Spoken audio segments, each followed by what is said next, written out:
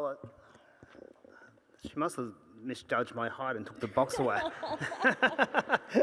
Yes. Thank you, Steve, for the introduction. My name is Jamie Lowe, CEO, National Native Title Council, and Indigenous expert on the Australian Heritage Council. I'd like to acknowledge the Gadigal people of the Eora Nation and thank Uncle... There we go. Thank you. And thank Uncle Alan Madden last night for the beautiful welcome to the country at the Opera House.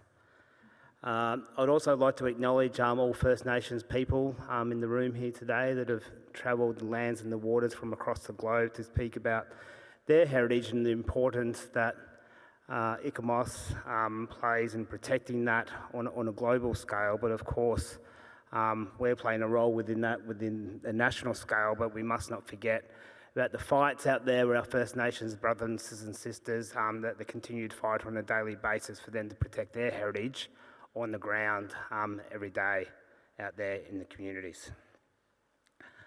So, what is the Australian Heritage Council and what do we do? The Australian Heritage Council is a body consisting of 6 experts plus 1 chair. Ted Bellew in the room, is a bit of a shout out there, is our chairperson, and other members in the room today. We provide advice to the Environmental Minister, Minister Tanya Plibersek, on listings for the Australian national listings.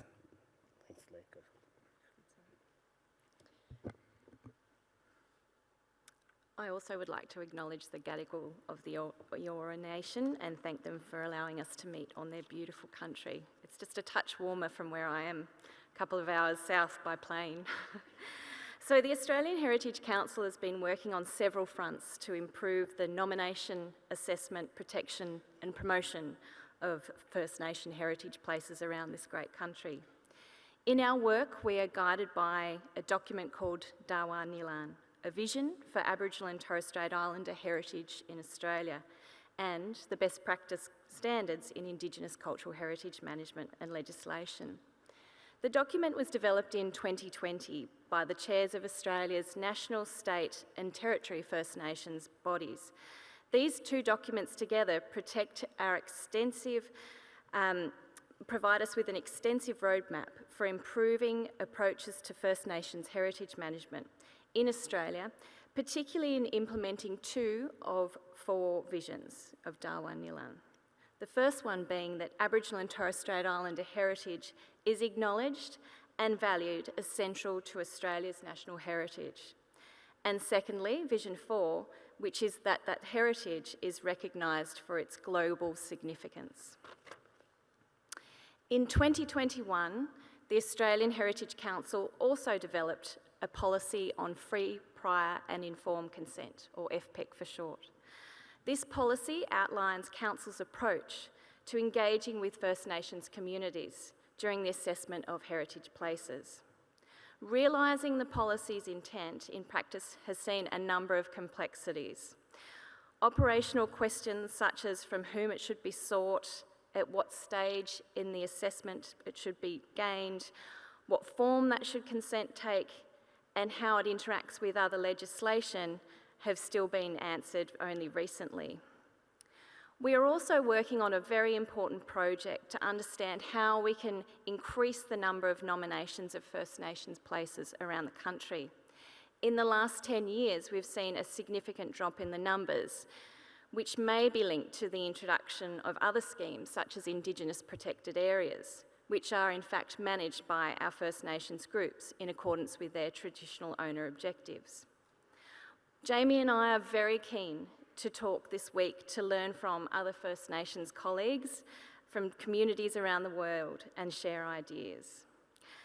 It's now our honour to introduce Dr. June Oscar AO, the Aboriginal and Torres Strait Islander Social Justice Commissioner. Dr. Oscar AO is a Bunuba woman, or Auntie June for Jamie and I, out of respect. She's from the remote town of Fitzroy Crossing in Western Australia's Kimberley region. She is a strong advocate for Indigenous Australian languages, social justice, women's issues, and has worked tirelessly to reduce fetal alcohol spectrum disorder, FASD.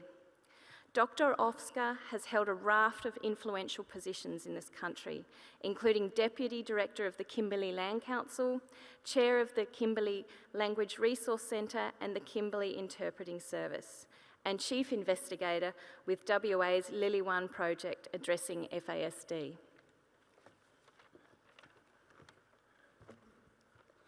Annie June was appointed to the Aboriginal Torres Strait Islander Commission in 1990 and was the winner of the 100 Women of Influence in 2013 in the Social Enterprise and Non-for-Profit category. In 2015, she received the Menzies School of Health Research Medallion for her work with FASD. Annie June has a bachelor degree in business from the University of Notre Dame in Broome, Western Australia, and is currently writing her PhD, and is the co-founder of the Yellowmy Wesley Studio School and the community member of the Fitzroy Valley Futures Governing Committee. In February 2017, Annie June was awarded the honorary doctorate in the Edith Cowan University. Annie June began her 5-year term as the Australian Aboriginal Torres Strait Islander Social Justice Commissioner on April 8, 2017. Thank you, Annie June. Thank you, Leah and Jamie. Jalangurulangu, Palangar. Good afternoon to everyone. Nada dangana wulaonga yananga. I'll speak some short words just now. Yananga waranga angadeju amoy ingirango kadigal yanau. Palangara wajirega jara neng kamale ingadeju amoy ingirango. Nyera mangara dangane. Yananga mea yara ngadeju inga moy winyera ngirango dangane. Palangara yano. Yada wara wulala wara jalongurung arakuda. For those of you who do not know me, my name is June Oscar. I am Australia's Aboriginal and Torres Strait Islander Social Justice Commissioner, based at the Australian Human Rights Commission, the first woman in the role in 25 years. I have been speaking to you in my first language, Bunuba, which is from the country or lands I come from, in the central Kimberley, a region in far north Western Australia, 2,000 kilometres north of Perth. To the traditional owners of this land, the Gadigal people of the Eora Nation, please accept my respectful acknowledgement of you, your ancestors, the descendants, wherever they may be, and your future generations. Before I begin, I would like to also extend acknowledgement and thanks to the International Council on Monuments and Sites, the world's peak body of cultural heritage professionals and an official advisory body to the UNESCO World Heritage Committee and Scientific Symposium co-chairs Dr. Steve Brown and Dr. Ona Velekes for inviting me to speak today. Thank you. I would also like to acknowledge Her Royal Highness, Princess Dana Firas, and other distinguished speakers from Australia and around the world who are presenting at this event. Heritage changes. The concept of heritage is a mirror reflecting our journey through history. It shifts, transforms, and expands, bearing witness to what we as a society value most.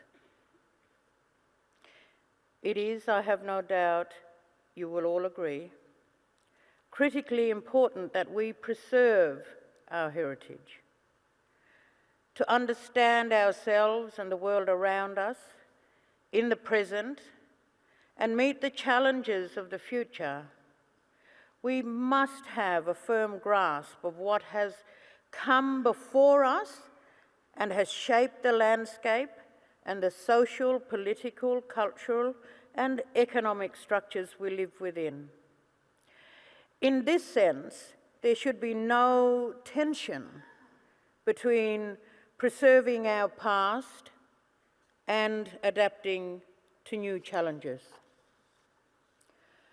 Nonetheless, it is without a doubt that we live at a moment in history among climate crisis, pandemic, growing inequality, political polarization, and desecration of sacred sites, where long-held power dynamics, priorities, and positions are being challenged and re-evaluated in an unprecedented way. This has, I think, accelerated the expansion of heritage as a concept beyond what it once was, allowing it to embrace diverse perspectives and marginalised voices. As the narrowness of the colonial narrative becomes more and more evident, we are witnessing a shift away from people identifying with histories and aspects of only the built environment, so much of which has been built to silence the histories of others and to promote the superiority of one dominant Western colonial society over other peoples and their living heritages. These histories are being challenged, and rightly so.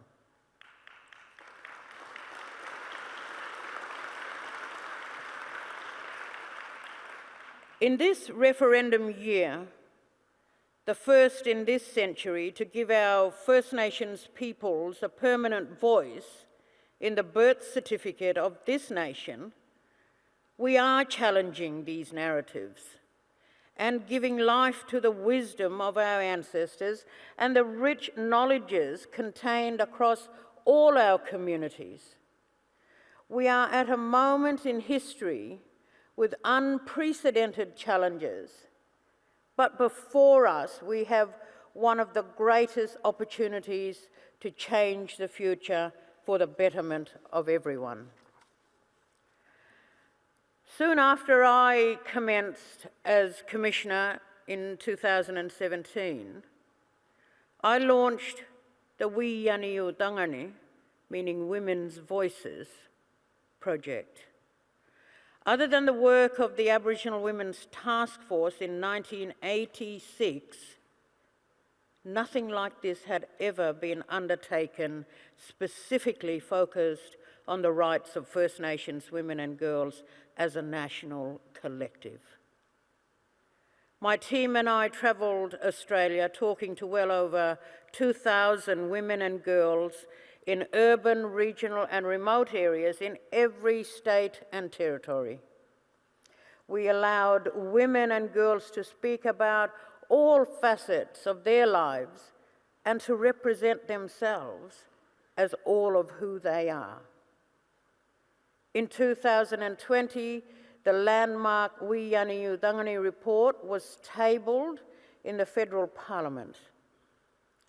The report goes far beyond siloed issues and delivers a striking message that we will reach a meaningful point in our journey of political agreement making in Australia when we seriously begin the shared work of transforming our systems across all sectors and parts of life, from siloed, punitive, top-down and short-term to holistic, healing-orientated, culturally and community-grounded and sustainable.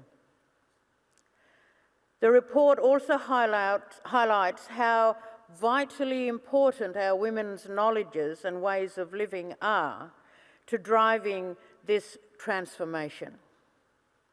It is through women's ways of knowing and doing that we can see more equitable and sustainable ways of organising society around care for children, family and country, and how to restore the connections between people and place, to renew our environments to full health and well-being.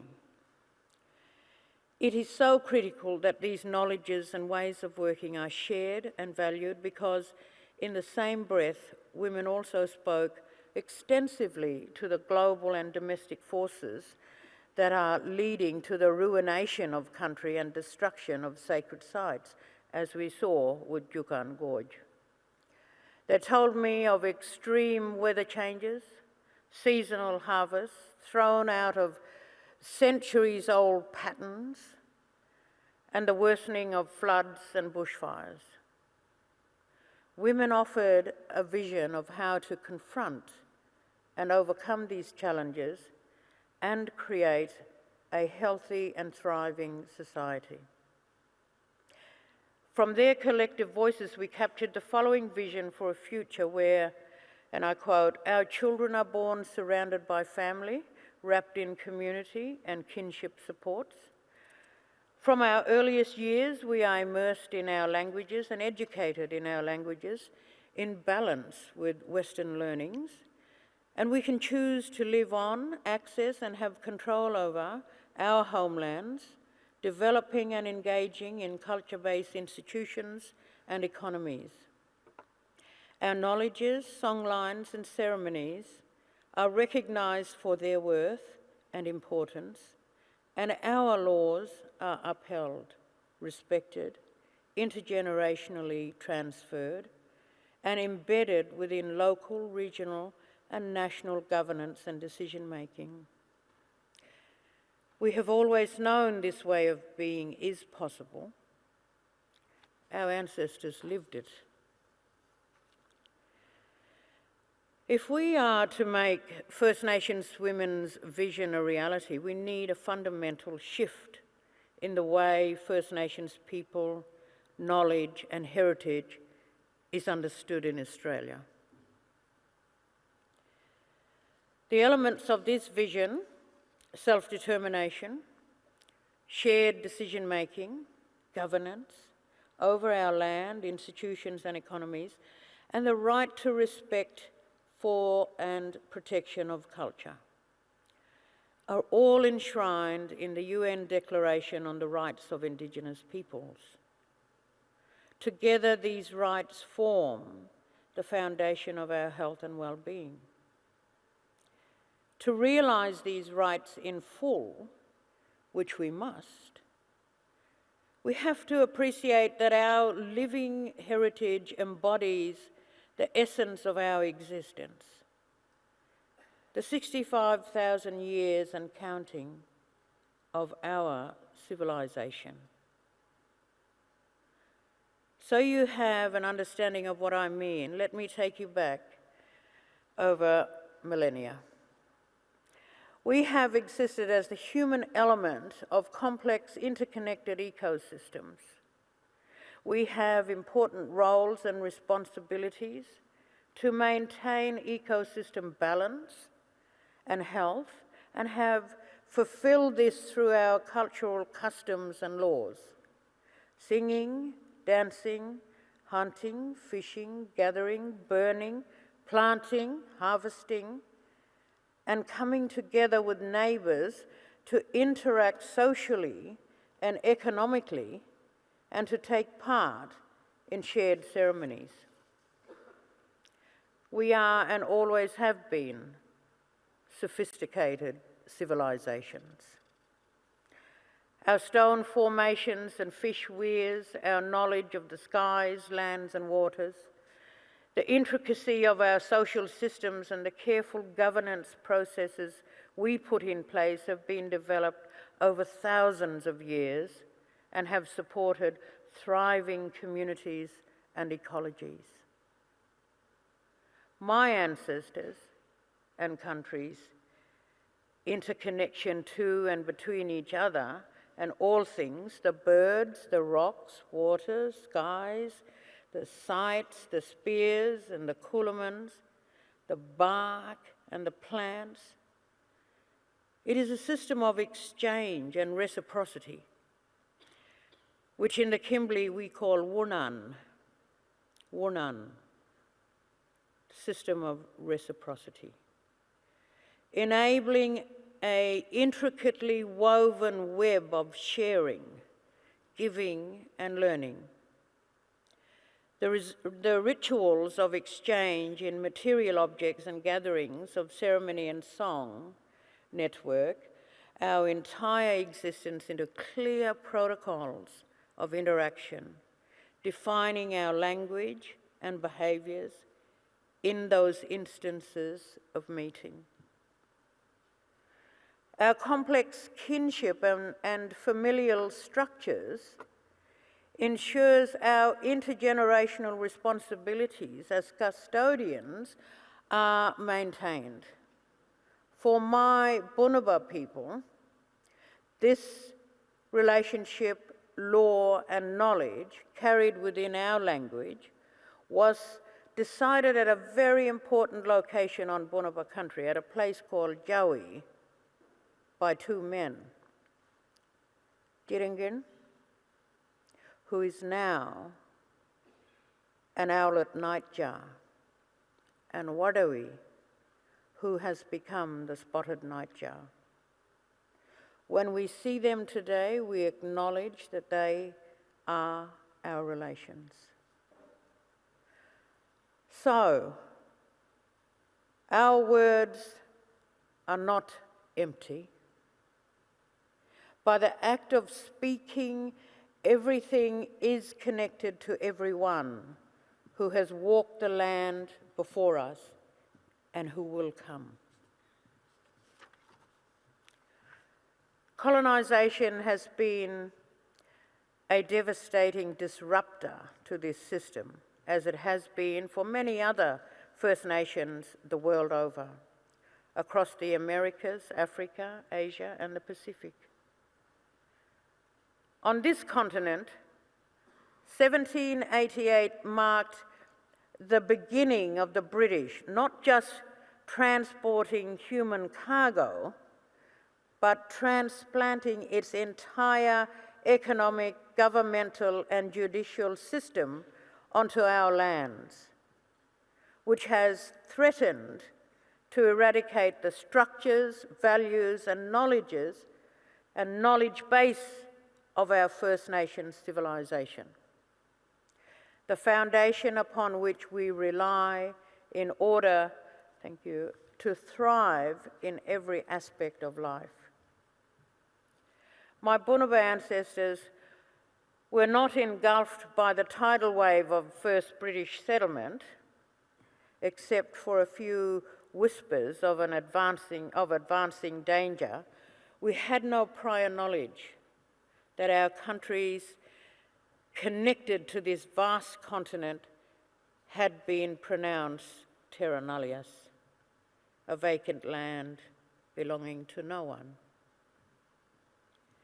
Instead, we felt the violent wash of frontier wars in the late 19th century. From the beginning of the onslaught, known as the Killing Times, where I come from, we have been thrown into a war of ideas and worldviews. The first incarnations of the frontier laid down the battle lines between one system of knowing and another. Sometimes, but rarely, did this evolve into an interchange of understanding and ideas that we could incorporate into our system of Wunan. Encounters all too frequently resulted in bursts of brutality.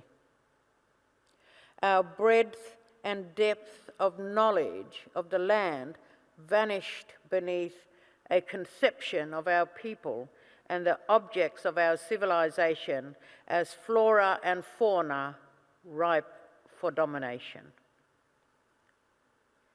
In Australia, heritage institutions were constructed out of a narrative of Western civilization's sweeping advancement across the globe and emerged as the grand collectors and collators of the British Empire's colonial plunder. In this sense, heritage institutions, whether they were museums, libraries, scientific foundations, and historical societies, were a distinct part of a colonial web of power, domination, and conquest. To achieve domination, the British had to tell a story of conquest, and so when my ancestor Jandamara, a Bunuba resistance fighter against colonial oppression, was killed, what was thought to be his skull was put on show at the Museum of Western Australia as a symbol of a new world order. Visitors paid to see the final resting place of this rebellious chief from a vanishing world. But that world did not vanish. It lived on in our people. My grandmother was a young girl during the turbulent period of the 19th century. She lived with my great-grandmother and our extended family on our country, moving from one living site to another in what the white settlers of the time termed native camps. These camps would have contained all that was necessary to live. I remember as a child how remarkable my grandmother was.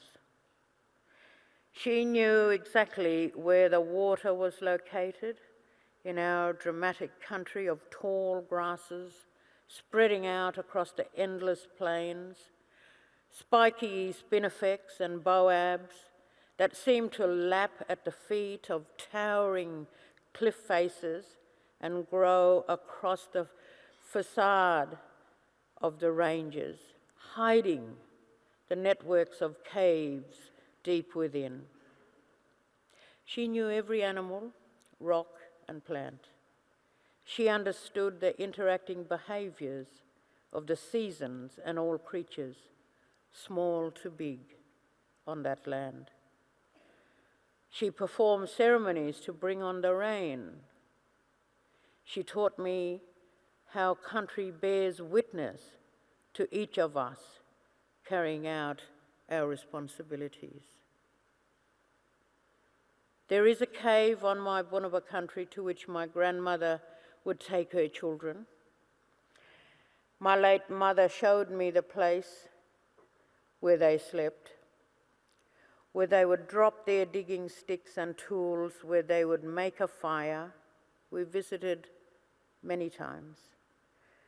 And standing there, I can feel the presence of my grandfather's return, bringing back with his sons the meat that had been hunted, ready to cook.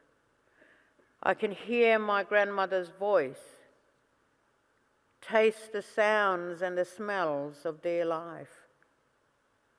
This is the sensation our country evokes.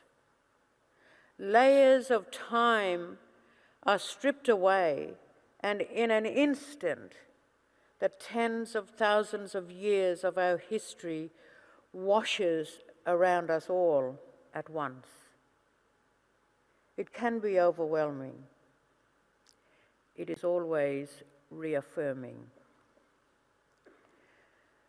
I have taken visitors to similar living sites, caves set in the limestone cliffs where smooth spears of rock used for crushing ochre have been left, placed in hollowed out indents on the limestone surface. etched into the top of table-like rock faces are straight grooves where spearheads would have been sharpened. They are still there. I have seen firsthand the sudden upwelling of emotion when people are welcomed to these places. I wonder if they think of the last hand to have crushed ochre here, to have put the rock where it sits now, the legs that stood up and climbed down from the cave, the feet that walked away, never to return. These living sites, unmarked on Western maps, fill the coastal and interior areas of Australia and are covered in traces of former occupation. Today, although people keep them alive and maintain our creation spirits, they have no permanent residence. Still, the presence of the past pulsates within them. The history of these places, when exposed, is immense. These sites are our living heritage, breathing the past into the present for the future. Our grandparents, parents, and now us are the connectors to these places, ensuring that the next generation is able to navigate the spatial and temporal plane of our land. In contrast, until very recently, the Western institutions which collected our heritage objects and knowledges have acted as the gatekeepers of our worldly possessions, itemizing and cataloguing our objects as mere relics of the past, to sit frozen on shelves, empty of our heritage, dormant, waiting to be reunited with our Indigenous knowledges and stories. Today, it is remarkable that some of the very institutions that were committed to a Western singular interpretation of history have diverged to tell multiple narratives. There is still a long way to go, but change is afoot. In spaces where figures such as Jandamara were trivialised, there is now attempts to tell more truthful histories for the purposes of truth-telling and reconciliation. But ultimately, it is still our country's living heritages that tell the most truthful and richest stories. Our countries hold the markings of a history that was taken away, but is still remembered and still provides us with powerful languages and knowledges. The tree that is scarred where the wood was removed to make a coolamon, the quartz spearheads chipped from limestone ranges, the eroded rock platforms that have felt centuries of footsteps as people moved with their belongings from one living site to another. Our material heritage has not been lost. It is there in plain sight, and we know many of the objects associated with our places on country, the spearheads, axes, shields, coolamons, items of jewellery, cloaks, blankets, and remnants of shelters and houses, animal traps and grain stores can be used to tell a greater truth about Australia's big, rich, and deep history. In this way, heritage institutions and practitioners have a vital role to play to bring our stories, histories, and worldviews into the lives of all Australians. When we can ascribe meaning to the lives of others through a better understanding of their lived reality, we can take the necessary steps to eradicate injustice and all forms of discrimination wherever it presents. But there is still yet a long journey ahead. The colonial system, with its institutions and governance arrangements, is fundamentally still intact. Australia's long history of structural discrimination, the privileging of British civilisation, its history and its ways of knowing, has created a deep scar across our institutional landscapes. If we are to heal this wound, the response must be sustained and comprehensive. It's time we speak honestly about the real neglect of First Nations knowledges and presence throughout society. We need more Indigenous content, not only in our heritage institutions, but in all areas of life. Our languages in schools, our native plants in cultivation, our medicines on shelves, our knowledges in universities, our science in climate policy, and our relationship with country in land management systems. Take, for example, the native title system. Native title is now recognised over 40% of the country, of this country. And collectively, we now have Indigenous tenure. That is exclusive possession, native title, or freehold title, over 26% of Australia's landmass. We have proven conclusively our foundational place, our tens of thousands of years of existence, occupation, our undeniable connection. Yet even over the last 3 decades following the Mabo decision, which overthrew the lie of terra nullius and acknowledged the truth that we have occupied these lands and waters since a time immemorial, even in those moments when we do reclaim our rights to land, language and culture, we are constantly having to negotiate within the conditions and expectations of Western society. It did not need to be this way. When the former Prime Minister, Paul Keating, delivered his historic Redfern speech, he talked about an historic turning point, the basis of a new relationship between Indigenous and non-Indigenous Australians. He assured Australians that there was nothing to fear or to lose in the recognition of historical truth, only everything to gain. Keating pointed to the potential that was opening up through key arrangements being put in place around native title, a big agenda of restitution and reconciliation that could lead to a real form of structural settlement. But in the years that followed, this big agenda was abandoned.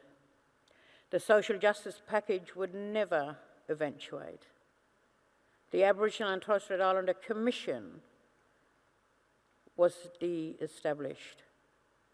And the Howard government's 10-point plan and the High Court's decision in Ward and Wilson versus Anderson relegated our rights to our lands to the bottom of the heap. Calls for major reforms to the system have been largely ignored. One of these calls is that there should be a presumption of continuity of acknowledgement and observance of traditional laws and customs. Under the current system, the onus is on us to prove our unbroken connection to country, to Western standards of evidence. Our oral histories and oral testimonies of cultural knowledge and connection to country are not given the same weight as written records by Europeans who observed First Nations peoples in the early years of colonial contact. The extent to which we are able to recover our rights is greatly impacted by the overlapping discriminations to which we have been subjected. Through my focus work with First Nations women, I've heard about the ongoing impact stemming from the privileging of colonial men's knowledge. Assumptions were made about First Nations women's roles on the basis of observations by colonists, historians and anthropologists who brought with them their own cultural and gendered biases and who were never privy to matriarchal law women's knowledge of country.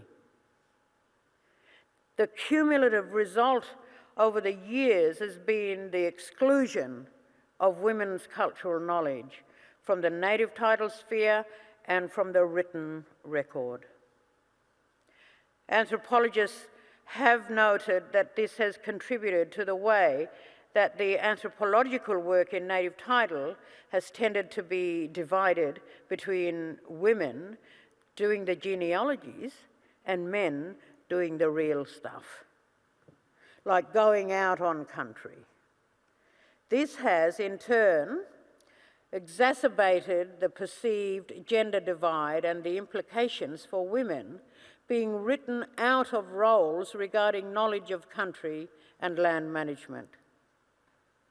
It has also led to women's sacred sites being excluded from lists of key sites in native title claims and therefore not being included as considerations in post-determination negotiations. The flow-on effect has been the destruction of many of these sites and a loss of access to country for women to practice and pass on culture. There is a critical need of reform to the native title system across the board. The issues that I have raised is but one in the cluster of problems stemming from a system designed fundamentally incapable of delivering our rights. But there are things we can be doing. Even in recent times, the majority of the anthropologists and archaeologists involved in the native title sector have been male. There are many female anthropologists, but they struggle to be viewed with the same credibility and seniority, and they face the rolling layers of discrimination and assumptions based on the Western patriarchal foundations of anthropology in native title. That is, that if you hire a woman, you might miss out on men's knowledge, which is, of course, considered the most important knowledge. Protocol has forbidden that men be taken out on country to be shown women's sites. Often the men will never even be told about the sites they cannot visit. The more women, and in particular First Nations women, we can bring into the field, the more scope there is for our voices to be heard, our knowledge valued, and our sites protected. What is clear is that whether it be museums, schools, or native title bodies, we must build truly inclusive institutions. These places need to be ours too, and reflect who we are and what we know and our long history on this continent before British occupation. Full community involvement is the cornerstone of effective heritage protection. and preservation. By fostering partnerships within and beyond our communities, we can create networks of support that amplify all of our voices. Cultural heritage and truth-telling must go hand in hand. Throughout the colonial process, neglectful and short-sighted land management practices took hold through the introduction of invasive species and extractive industries in an effort to build and terraform a new Britain on foreign shores. These threats are still with us. To all of you in this room today, and wherever you might be listening, we need you there alongside us to support mechanisms to uphold our rights to culture and to free, prior and informed consent. There is no doubt in my mind that a voice for our peoples enshrined in the Constitution would form a progressive agenda to protect and maintain our living heritage across this nation so as to never allow an event like Juukan Gorge to happen again. But to also go further,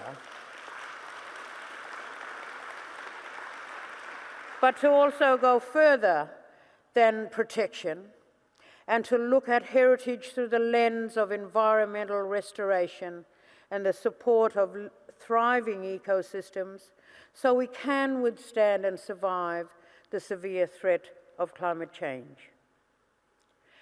As a society, we need to support the reintroduction of traditional knowledge and practice and to reassess the value of the natural environment as an indispensable resource unto itself.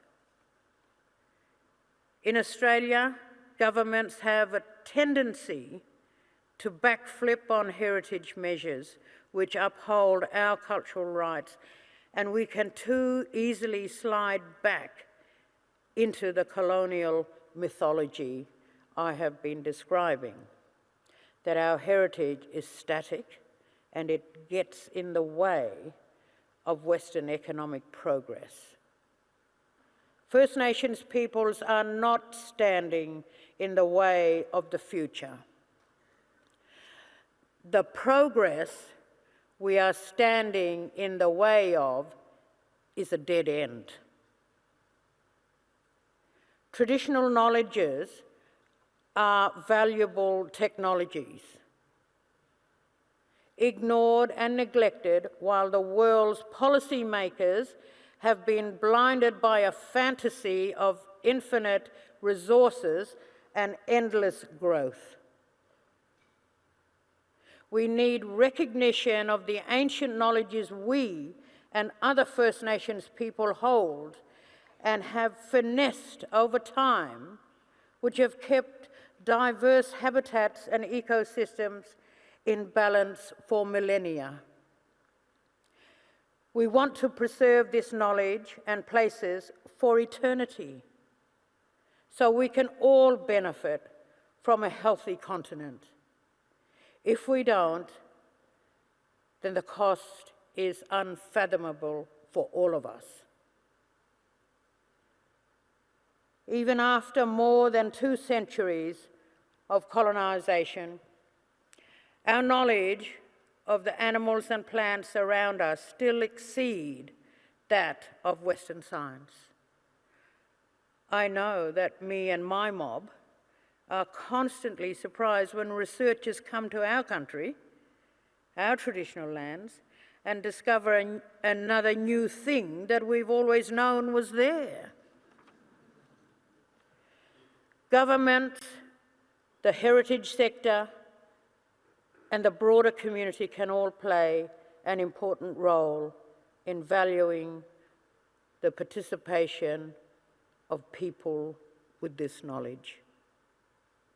This includes our women. for it is the very knowledges and lives that are most marginalised that we need the most to resolve our current challenges and drive transformative change to form a more caring and sustainable world for us all. Together, we must put in place policies and mechanisms to invest in, revive, and protect our lands, our languages, cultures, knowledges, and ceremonies through a national framework that, above all, recognises and values living heritage and supports First Nations peoples to exercise our rights and responsibilities on our traditional lands. Yaninja, thank you.